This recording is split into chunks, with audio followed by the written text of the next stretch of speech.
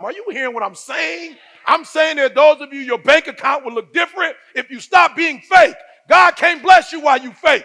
You would already be in a relationship if you stopped being fake. If you would have just told him who you are off the cuff, he would have accepted you. But you thought you had to be fake, and the fact that you was fake and he caught you in the lie, that's why he ain't with you. If you just would have told him off the cuff, this what you getting, he probably would have been like that.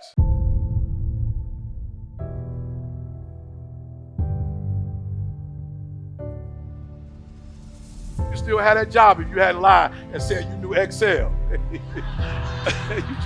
you just should have said you don't know Excel, but you need the job though. You didn't went in on Excel. You didn't even know Excel. You done got fired. They gave your first week. They were like, all right, we got this Excel spreadsheet. You like Excel. On your resume, you put you was Excel'd out.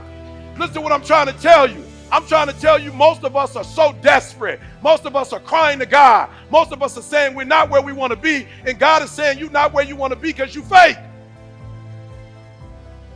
You a phony. You trying to pretend to people to be something you're not. That if you would just be honest, you would be further along. Praise God. How many in this room for me before we get into the word? How many of you going to make a commitment that God, from this day forward, I want to feel comfortable being honest with you if I can't be honest with nobody else. As of today, just come on. I want to help you. I'm not here to preach. I want to help you. How many of you are just honest? Amen. Is that all right? I want you to be comfortable being honest. So what I want you to do right now, I want you to think about your life, and I want you to think about a part of your life that could be where you could be further along the road less traveled. Further along the road less traveled. I want you to think of a part of your life like, yo, man, I should be further than where I am right now. I'm not where I'm supposed to be. And I want you to take ownership. Now, Jeremy gave me a new word today. Jeremy said extreme ownership.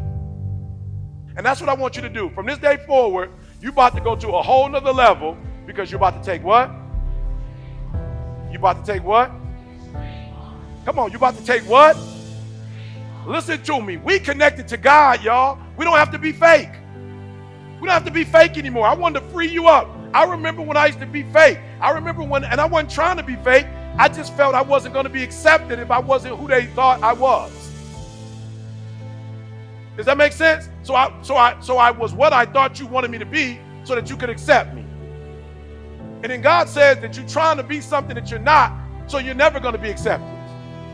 So just be whatever you are. Nobody's preaching to you to be something else. I'm telling you that when God created you, he had something in mind. We need to be that.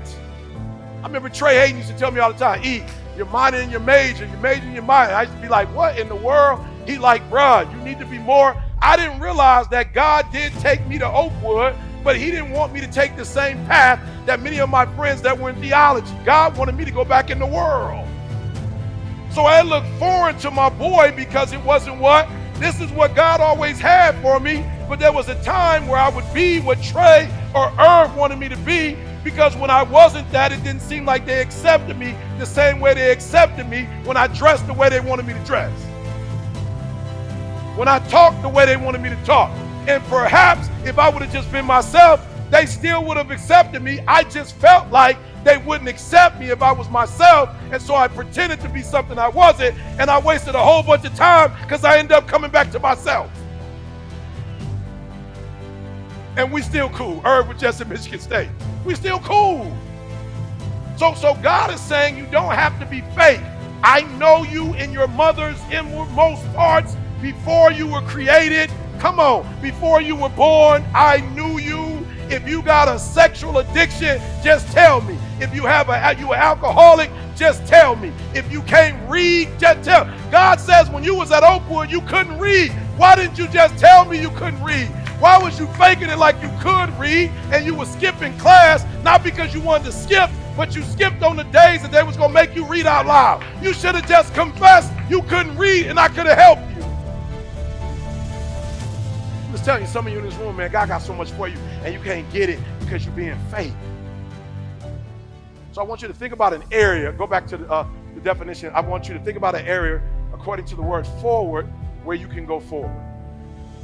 The adverb, in the direction one is facing or traveling, toward the front. I press toward the mark of a higher, I press toward, don't nobody press backwards. You don't press backwards, you press forward. And there are those of you in this room, because of what you've been through, you are quitting, you are giving up, you are surrendering. That is not God-like. That is not a characteristic of God. God didn't give you that. The enemy told you to be by yourself.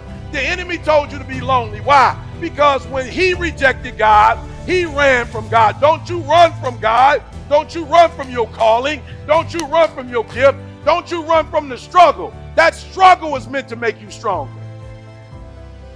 That struggle, let me tell y'all something, I'm just being 1,000. When God gives you a gift and you in that gift, man, you could be so arrogant.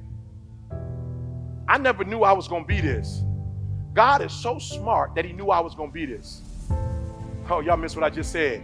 God knew when I was a high school dropout, when I was living in abandoned buildings, eating out of trash can, God never even saw me like that. God been saw me like this. Oh, y'all missed what I just said. I'm talking to somebody.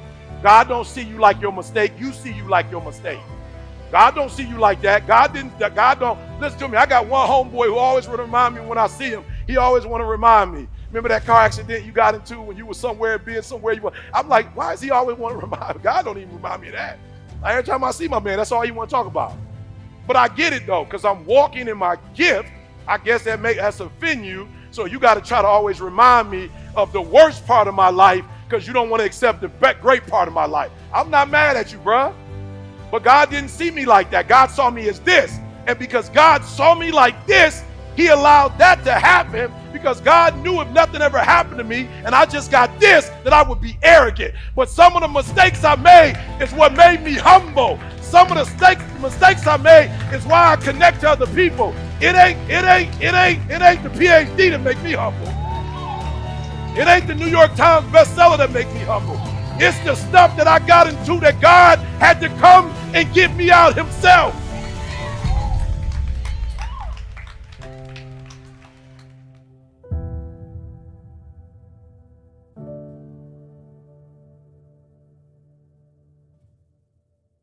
What up, what up, what up? It's your boy E.T. Flight Assessment 2.0. Look, I love the assessment so much that it took me to a whole nother level. Like, I'm telling y'all think I've always been here. I promise you, there was a time I was lost. I'm just being real. There was a time that I was just shooting. I didn't know what to aim for. Like, I didn't know. And so I wasn't making the money I'm making now. I didn't know, y'all. I had a gift, but I didn't really know what the gift was. I didn't know how to use it. I remember struggles in my marriage because I didn't know who I was, struggled with my kid. So the flight assessment was phenomenal because it changed my life. It gave me a sense of clarity that I never had before. Like, it showed me my value, and it showed me like how to market my value, how to understand my value, how to sell my value, like how to put a price tag on what I was worth. I didn't know before. I was watching other videos, watching other people, mimicking other people, trying to do what other people were doing. It didn't work, y'all. And then boom, this assessment showed me me. Now I'm gonna be honest, while I love the assessment, it was on some PhD stuff. Like, it was like an advanced degree. So I took the flight assessment 2.0 and simplified it for you. Flight assessment now is a pilot, a flight attendant, a ground crew, air traffic control. Like, I simplified it with symbols and words that you can understand so that you can immediately take it and boom, and do something with it. You're going to be able to use it immediately. You're gonna figure out who you are, why you tick, what you do, and then you're gonna be able to, boom, take who you are and what you do and put it in the marketplace and make money. Listen to me very closely. Not only are you gonna figure out who you are, you're gonna figure out who everybody around you is, and guess what? You're gonna slow life down. You're gonna slow the game down, and you're gonna be able to do and be and have stuff you've never had before. So do me a favor, listen to me. In 15 minutes, your whole life is gonna change. Like, I revamped the whole thing. I made the investment. I studied this thing for 5-6 years. I studied you. I got it, y'all. I got it. It's gonna take 15 minutes. And in 15 minutes, you gonna know you like you've never known you before. You're gonna have resources. You're gonna have the people that's gonna be able to help you. You're gonna be able to go, be, do, have everything you've ever dreamed of. You're gonna speak with clarity. You're gonna move with clarity. You're gonna think with clarity. You're gonna write with clarity. And that clarity is gonna open up doors that you never imagined that could be open. Are you hearing me? So I went from a YouTube sensation to the #1 motivational speaker in the world. So I want you to do me a favor. Act right now.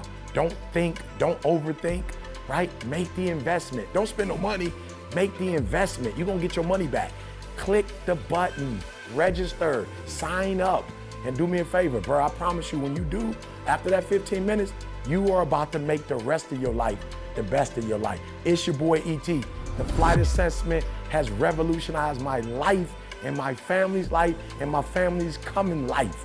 Let it revolutionize you and your family to come.